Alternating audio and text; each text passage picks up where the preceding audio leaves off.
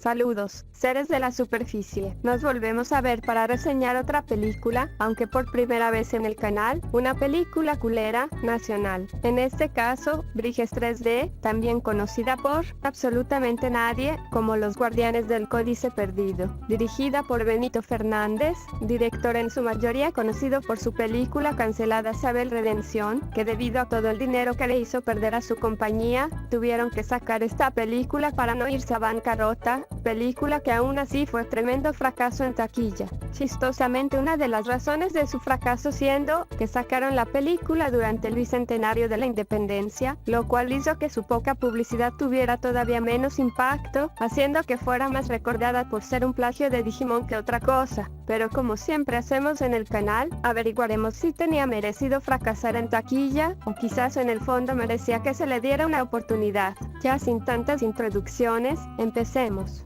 Agumon decía voy para La película comienza mostrándonos cómo en este mundo, hace cientos de años los humanos convivían con seres conocidos como los Briges. En referencia a los alebrijes, un tipo de esculturas en México que se acabarían convirtiendo en parte de su cultura, son seres espirituales que guían a las personas a cruzar al más allá. Que no se parezcan más allá del nombre es algo que discutiremos en la parte de la reseña. Pero continuando, esta unión era conocida como la Alianza, donde el humano y el brige se cuidaban mutuamente, pudiendo profundizar su relación por medio del ritual conocido como la sincronía. Básicamente una fusión que los convertiría en un híbrido entre humano y brige. Cualquier parecido con otra serie es mera coincidencia. Las ahora llamadas formas guerreras eran tan poderosas, que varios, convenientemente basados en dioses reconocidos por tener partes de animales, se juntaron para crear el Consejo Brige, encargados de proteger la alianza. Pero conforme pasó el tiempo los humanos empezaron a dejar de creer en la magia. ¿Por qué? Ni idea, la película no lo explica, no es que les dejara de ser útil, y ni siquiera que fuera algo que se olvidó, seguían viéndolos. Pero aún así lentamente los humanos comenzaron por dejar de lado a sus briges, quienes fueron víctimas de una fuerza llamada la oscuridad, que los corrompió y transformó en unos seres llamados los oscuros, básicamente briges pero malos. Los oscuros comenzaron una guerra en contra de los briges y sus humanos, con el objetivo de conocer el secreto detrás del ritual de la sincronía. Pero debido a los cada vez menos humanos que creían en los briges, la guerra se fue perdiendo a lo largo del mundo, México siendo el último país en perder ante los oscuros, quienes se habían aliado con los españoles. El Consejo Brige, en un último esfuerzo por proteger los secretos de la sincronía, crearon el Códice Brige, nada que ver con el calendario maya, que dividieron en varias partes que esparcieron por todo el mundo, a la espera de que se cumpla la profecía, sobre 3 elegidos que restauran la alianza y derrotarán a la oscuridad. Después de casi 10 minutos de puro intro, pasamos a conocer a nuestros protas, Ipsi, la niña de pelo rosado. Kimo, el güey de los gogles, que ya hubiera sido el colmo que en una peli inspirada en Digimon le hubieran puesto los gogles al prota. Y Freddy, el de la gorra. Son un grupo de amigos que fueron de excursión escolar al Museo Nacional de Antropología, aprovechando que es el cumpleaños de Freddy, deciden explorar el museo. Aprovecho para preguntar, ¿soy la única que piensa que la voz de Kimo le quedaría mejor a Freddy y viceversa? Freddy es interpretado por José Toledano, mejor conocido por ser la voz de Fin de Hora de Aventura. ¡Oh no! Escúchenme, este es un museo lleno de objetos antiguos. Probablemente hasta algunas reliquias ocultas estén aquí por órdenes del gobierno. Y Kimo es interpretado por el actualmente retirado Miguel Calderón, que su rol más conocido fue Irving en Phineas y Ferb. ¿Saben lo que me pasa cuando me traen al museo? Que siento que me voy a enfermar. No sé por qué, pero siento que la voz de niño no le queda mucho al que se supone que es el prota, más bien le quedaría al que se supone que es el nerd del grupo, y así. Comenten si creen que estoy diciendo una pendejada o tengo razón.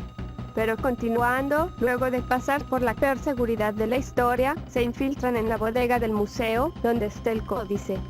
¿Qué? Porque convenientemente hoy era el día en el que se iba a cumplir la profecía, se activa el códice. Del códice salen 3 miembros del Consejo Brige, Quetzalcoatl, que parece más el primo de Beta Ray Bill, Ra y Chuyun. ¿Qué? Prometo que esta es la última tangente en la que me voy, pero ¿por qué se molestaron en agarrar dioses reales para los demás, pero inventarse uno para este cabrón? Porque, como alguien que le interesa el tema, no hay ningún dios llamado Chuyu, lo más cercano a él es Chiyu, dios de la guerra, y me imagino que es al dios que se están refiriendo por la armadura que trae. Pero dejando de lado mis autisteadas, los miembros del consejo les explican a nuestros protas que son los elegidos, exponiéndoles todo el flashback que vimos al inicio. Pero por suerte mientras les dan el contexto, pasamos a conocer al malo, un tipo de traje llamado el Mer, pero como soy alguien muy madura le vamos a llamar. Buenas noches, les saluda Elber Galinda. Quien está acompañado por el Brige, que vimos en el flashback del inicio, ahora conocido como Garras, que al parecer ha acompañado a la familia de Elber por generaciones con tal de hacer que la oscuridad domine al mundo, y ahora que el códice se ha activado, Elber finalmente, por medio de su reliquia familiar, un medallón conocido como el Umbra Canaris, se vuelve uno con la oscuridad. Pero volvemos con los protas, a quienes les terminan de dar el contexto, y luego de algo de gaslighteo aceptan su rol como los elegidos, siéndoles entregados sus briges. Alfredo se le entrega un saltamontes llamado Hopper, que parece más el primo feo de Kermit la rana, tiene como esta temática de origami, que no acabo de entender y no resulta muy relevante. A Itzy se le entrega una colibrí llamada Bri, muy original el nombre. Está bien, no me termina de gustar la elección del blanco como color base, pues los colibríes son reconocidos por ser coloridos, pero está ok. Lo único que me dan cosas son sus ojos, no pudieron darle unos más estilizados como a Hopper. Con esos ojos realistas parece animal de película de Barbie. Y finalmente al esquizo se le da un camaleón llamado Cloco, lo más cercano a una alebrije accurate que verán en toda esta película. Pero luego de que el consejo demostrara ser tan útil como los dioses antiguos, volvemos con Elber, quien por órdenes del medallón, se encuentra buscando a 3 elegidos, pero en este caso para representar a la oscuridad. Después de buscar por un rato, los encuentra, siendo estos 3 niños que me recuerdan por algún motivo a los Nightmares de FNAF HS.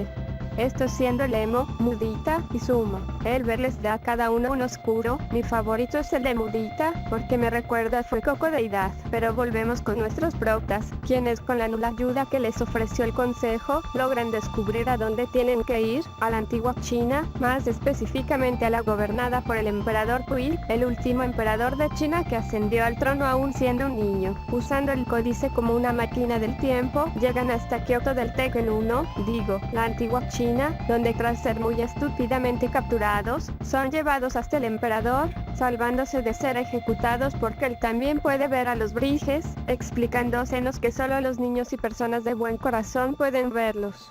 Aunque mientras discutían en dónde podía estar la parte del códice que buscaban, llega Mudita, quien se fusiona con Fuecoco Pirata para convertirse en un peje lagarto. Las formas guerreras de los malos no son muy creativas. La peje lagarta llega y se papea criminalmente a todos los guardias, yendo directo a matar al emperador, pero Freddy no planea dejar que eso ocurra, así que con sus poderes de protagonista aprende cómo sincronizarse en menos de un minuto, convirtiéndose en...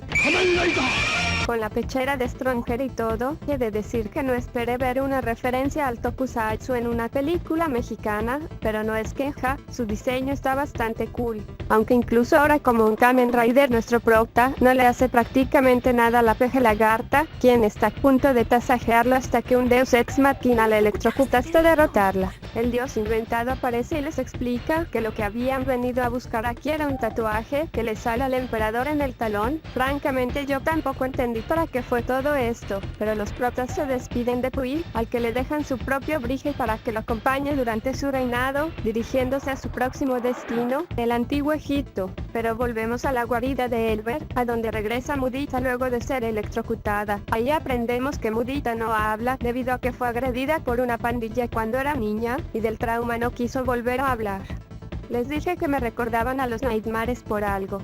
Y que también Sumo solo está ahí porque le parecía divertido. Respeto eso. Regresamos con los protas, quienes resulta que acabaron en el tiempo incorrecto porque Freddy no puso bien la fecha, así que se ponen a pelear, pero aún así logran encontrar el lugar al que tienen que ir, unas ruinas en las que son recibidos por Anubis, quien por algún motivo estaba muy dispuesto a matar a unos niños solo por estar mínimamente enojados, pero poniendo atrás sus diferencias, Freddy y Dizzy logran salvar a Kimo antes de que cayera al vacío, superando la medio estúpida prueba de Anubis. pero antes de que pudieran agarrar la parte del códice, son atacados por el emo en su forma guerrera, quien parece más el primo del hombre oso cerdo, Freddy yendo a intentar detenerlo. Aunque Esquizo y Itzy son de paso atacados por el primo del popodrilo dientes de lote, el cacaperro, que está a punto de aplastar a Esquimo y a Cloco, hasta que estos dos se fusionan.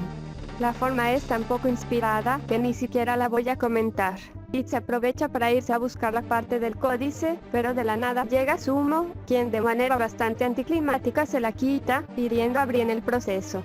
Las malas noticias no paran, porque el templo está a punto de caerles encima, pero Anubis se sacrifica, permitiéndoles escapar hasta Chichén Itzá.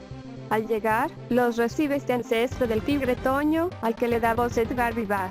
De poco en poco, ya saben, el juego de pelota sagrado donde se representa la gran batalla entre el bien y el mal. No tengo nada que comentar, solo es una elección curiosa, pero le queda bien. Gracias a que nuestros protas no se saben explicar, el tigre Toño prehispánico piensa que vienen de parte de la oscuridad, así que se pone a pelear con ellos, subiéndolos a un battlefield del Smash. ¿Por qué todas las formas guerreras la tryhardean tanto en contra de niños? Pero mientras nuestros protas intentan detener a Sumo, quien se encontraba obteniendo la parte del códice, la otra forma guerrera que lo estaba acompañando derrumba el battlefield, haciendo que Itzy y Bri comiencen a caer desde el cielo, pero justo a tiempo tras que Sumo absorbe a Quetzalcoatl. No me molestaré en discutir la paradoja temporal que genera esto. Itzy logra fusionarse con Bri, mandando a Sumo a volar como si fuera miembro del equipo Rocket. Aunque eso no le afecta mucho, pues convertido en un escorpión del Serious Sam, los empieza a perseguir incluso cuando viajan de regreso al presente. Ahí, Sumo junta las piezas del códice, activándolo, revelando el plot twist de la película. Los Nightmares serán los verdaderos elegidos. Dramático giro, ¿no? Apuesto a que no lo habían imaginado. No tengo nada que comentar, es un plot twist estúpido que no aporta nada a la trama y del que no se nos dio pistas o algún indicio para creer. Pero llega Elber, ahora adicto al fentanilo, quien al ver que los que se suponía eran sus aliados lo traicionaron, se fusiona con Garras, convirtiéndose en... Comenzando la batalla final, con una secuencia de acción bastante tosca, y que termina muy rápido, pareciendo que le ganaron a Elber. Ay, Pujin también está vivo porque ya no importa, la película ya le quedan menos de 15 minutos, pero era 20, pues se levanta y se convierte en un pollo más gordo. Pero su gordura le da un power-up que le permite derrotar a los protas, yendo a atacar a los Nightmares, específicamente al emo, pero Mudita lo protege con su cuerpo, recibiendo el ataque, que parece va a acabar con ella, los protas de paso siendo encerrados en una ilusión hecha por la oscuridad, todo pareciendo perdido. Pero después de ver a versiones void de sí mismos, porque poderes de protagonista supongo, Freddy hace que todos se escapen de la ilusión, pudiendo ver la forma final de Elber, lo derrotan de manera muy anticlimática, mientras que en el mundo real lo derrotan igual que a Diaboromon en Digimon The Movie, Mudita claramente no se muere, y fin. Pasemos ya a la parte de la reseña. Con todo lo que he comido debería hacer mucha caca. Comencemos por lo bueno. La verdad es que el doblaje es lo mejorcito que tiene esta película, fuera de mi nitpick pendejo, aquí se nota que lo que invirtieron más fue en conseguir puro talento, lo cual hace que en ese aspecto la peli sea disfrutable. Hay diseños de Briges que me gustan, mis favoritos siendo Gloco y el Fuecoco Pirata, y de las formas guerreras la de Itzy y la de Freddy son mis favoritas. Los diseños de personajes humanos también están bien. Y, ya, realmente eso es todo lo bueno que puedo decir. Pasemos a lo malo. Perdón, pero me voy a poner un poco woke con esta queja, pero mi mayor problema con la película es que, para hacer algo basado en los alebrijes, se siente muy poco auténtico. El concepto de una franquicia de Monster también basada en los alebrijes es algo que me compra al instante, pero ves los diseños y parecen más algo que verías en una de esas copias de Pokémon para celulares. No hay ni siquiera uno que tenga la característica más famosa de los alebrijes, combinar partes de varios animales. Lo más cercano a un alebrije al curete es Cloco, y por muy poco. Me molesta porque especialmente parte de la gracia de los alebrijes es que son únicos, incluso si dos alebrijes tienen el mismo animal de base, cosas como sus patrones o partes de otros animales los diferenciarían, y aún así se fueron por el camino fácil. También cosas como su elección de lugares no pudieron hacer que, tal vez suene muy loco, pero las partes del códice estén alrededor de México, Pudieron hacer que cada uno estuviera en una época diferente del país, o mínimo hacer que visiten a diferentes tribus latinas, como los incas, los muisca o los mapuches, en vez de irse por el genérico Antiguo Egipto y Antigua China que poco y nada tienen que ver con México. La película se siente muy hueca, pues te presenta todo este mundo súper complejo, pero que no se le explora más allá de la superficie. El único otro niño que se sincroniza con su brige con el que interactúan es el tigre Toño. No pudieron hacer que exploren más cada lugar que visiten. Se siente que solo están saltando de acá para allá peleando sin más. Y pues, la animación a veces se ve bien, pero principalmente en las secuencias de acción, te saca mucho de la inmersión lo pobres que son. En fin, Briges es una película infantil que de algún modo logra ser menos del mínimo, es entretenida, pero hay producciones mexicanas animadas igual o hasta más ligeras que podrías ver y pasártela mejor.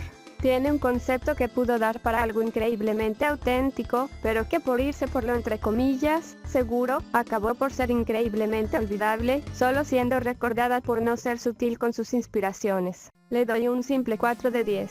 En fin, ¿ustedes recordaban esta película? Yo sí, recuerdo verla cuando era niña y tenerla en DVD, la verdad es que la recordaba mucho mejor. Ya saben dónde encontrarme, Tumblr y Bluesky. Yo fui Mar, la monstruo del mar, y espero que nos veamos muy pronto. Chaito.